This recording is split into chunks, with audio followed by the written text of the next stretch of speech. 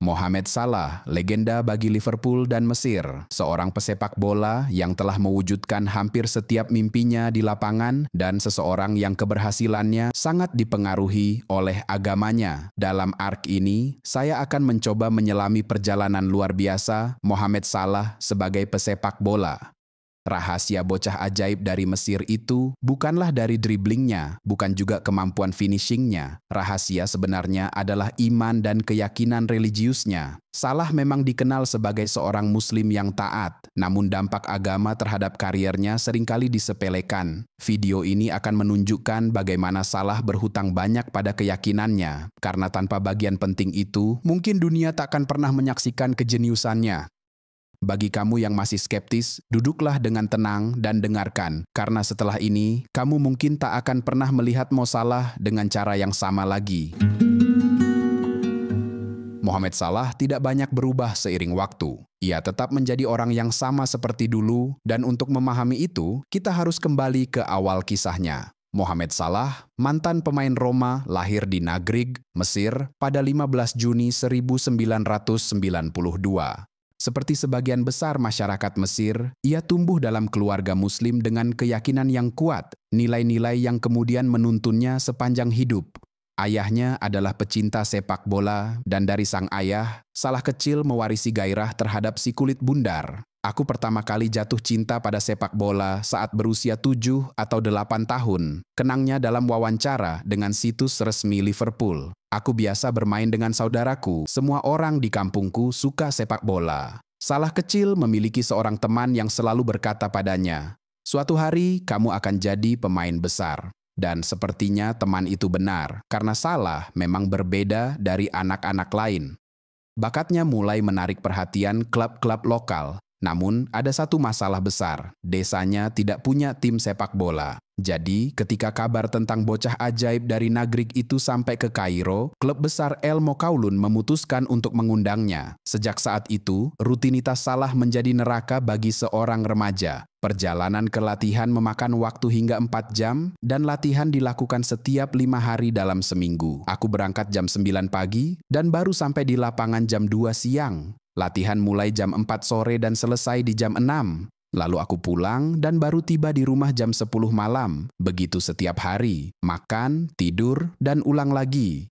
Bayangkan, seorang anak 14 tahun menempuh perjalanan 9 jam setiap hari hanya demi berlatih sepak bola. Bahkan ia harus mendapat izin khusus dari sekolah agar bisa pulang lebih awal dan hanya belajar 2 jam setiap hari. Itu masa yang sulit, tapi aku masih muda dan aku sangat ingin jadi pesepak bola besar. Aku datang dari bukan siapa-siapa, aku hanya anak 14 tahun dengan mimpi. Aku tidak tahu bagaimana caranya, tapi aku tahu aku ingin itu terjadi. Mimpi besar, perjalanan jauh, dan iman yang kuat menjadi bahan bakar seorang remaja bernama Mohamed Salah. Bahkan sebelum menjadi profesional, ia sudah membawa nilai-nilai Islam ke lapangan. Dalam wawancara dengan CNN tahun 2018, Salah menjelaskan arti selebrasinya. Itu bukan mencium tanah, itu seperti berdoa, seperti bersyukur kepada Tuhan atas apa yang telah aku terima. Aku sudah melakukannya sejak kecil, dimanapun aku bermain. Mungkin itulah saat pertama kali agama membentuk mentalitasnya, membuatnya tangguh menghadapi pengorbanan besar untuk mengejar mimpi. Bakat seperti Mohamed Salah tidak muncul setiap hari.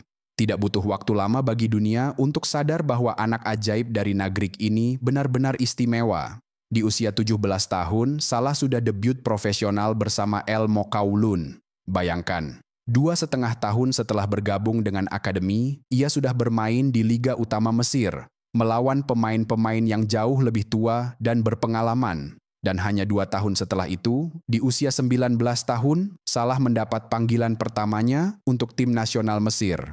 Aku tidak bisa percaya, sulit untuk benar-benar memahami, karena pada masa itu, pemain biasanya baru dipanggil timnas di usia 27 atau 28 tahun. Tapi aku baru 19 tahun dan rasanya sangat luar biasa. Semua orang tahu, Salah terlalu bagus untuk hanya bermain di liga lokal. Bakat sebesar itu harus segera terbang ke Eropa. Tahun 2012, klub Swiss menandatangani kontrak dengan Mohamed Salah.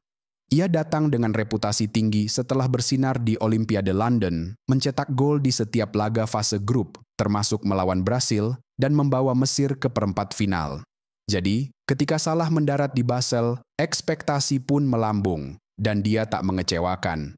Selama 18 bulan di Swiss, Salah mencetak 20 gol dan 12 assist, membawa Basel ke semifinal Liga Eropa, dan memenangkan 2 gelar domestik. Performanya yang brilian membuat klub-klub besar Eropa mulai mengawasi. Salah akhirnya mendapat panggilan dari Premier League. Tahun 2014, dia bergabung dengan Chelsea. Namun, inilah bab yang kelak dikenal sebagai satu-satunya fase kelam dalam karirnya. Meski begitu, bahkan dalam masa-masa sulit di London, iman Salah tak pernah goyah, justru semakin kuat. Setelah menelusuri akun media sosial lamanya, banyak ditemukan unggahan penuh doa dan rasa syukur kepada Tuhan, bahkan di saat ia jarang bermain dan karirnya tampak suram. Ia sendiri mengaku bahwa masa di Chelsea mengajarkannya banyak hal. Saat aku ke Chelsea, sebenarnya Liverpool sudah tertarik padaku waktu itu. Tapi aku rasa kalau aku datang lebih awal, mungkin semuanya tak akan berjalan sebaik sekarang. Aku belajar banyak di Chelsea, belajar menjadi lebih profesional dan menjadi pribadi serta pemain yang lebih baik.